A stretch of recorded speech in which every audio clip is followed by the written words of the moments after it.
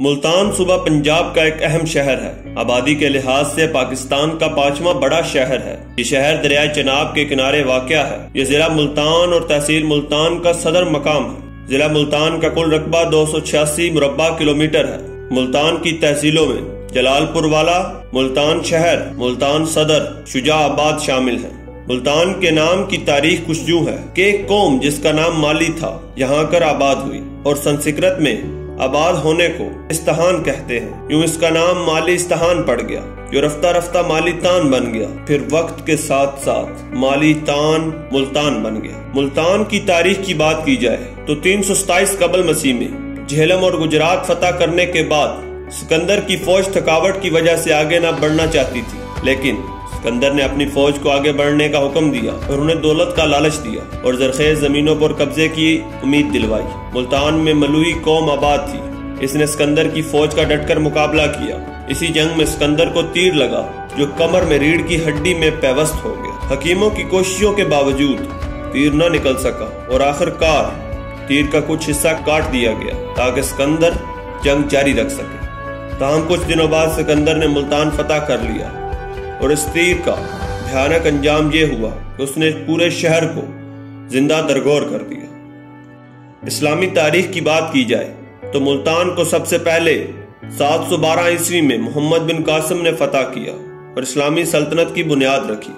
محمد بن قاسم کے بعد 1997 عیسوی میں محمود غزنوی نے ہندوستان کو فتح کرنے کے بعد ملتان کو بھی فتح کیا۔ 571 ہجری بمطابق 1175 عیسوی میں سلطان شہاب الدین محمد غوری نے خسرو ملک کو شکست دے کر ملتان پر قبضہ کر لیا۔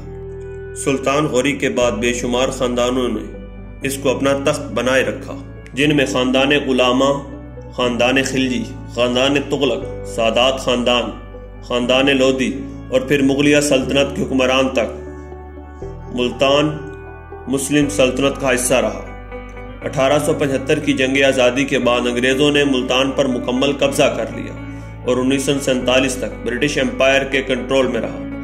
آزادی کے بعد یہ پاکستان کا حصہ بنا۔ اس شہر کو اولیاء کا شہر بھی کہا جاتا ہے، کیونکہ یہاں کافی تعداد میں اولیاء اور صوفیہ کرام کے مزارات ہیں۔ سر فہرست مزاروں میں پہلا مزار مشہور ہستی حضور سیدنا یوسف شاہ گردیزی کا مزار شریف ہے۔ مشہور عالم اہل سنت حضرت عبدالحق نے بھی اپنی کتاب اخبار الاخیار میں گواہی دی ہے کہ آپ وصال کے بعد بھی قبر شریف سے ہاتھ باہر نکال کر بیعت لیتے تھے، اور ابھی تک وہ نشان باقی ہیں جہاں سے دست مبارک قبر شریف سے باہر آتا تھا۔ دیگر مزار درجہ ذیل ہیں: حضرت شمس تبریز رحمت اللہ علیہ، حضرت بہاءالحق، بی بی نیک، حضرت بہاؤالدین ذکریہ ملتانی رحمت اللہ علیہ، حضرت شاہ رکن عالم رحمت اللہ علیہ، حضرت سید احمد سعید کاظمی رحمت اللہ علیہ۔ ملتان کے قدیم دروازے پاک گیٹ، حرم دروازہ، بہڑ دروازہ، دہلی دروازہ، دولت دروازہ، لوہاری دروازہ شامل ہیں۔ مشہور مقامات میں حسین آگاہی، گھنٹہ گھر، قدیر آباد، پیراں غائب والی سرکار شامل ہیں۔ ملتان دنیا بھر میں آموں کی وجہ سے مشہور ہے۔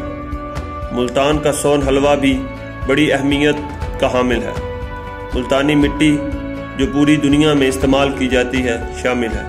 سیاسی شخصیات میں سید یوسف رضا گیلانی، الحاج سید محمد علی مہدی گردیزی، سید شاہ محمود قریشی شامل ہیں۔ ویڈیو دیکھنے کا بہت شکریہ۔ ہمارے چینل کو سبسکرائب کریں۔ والسلام۔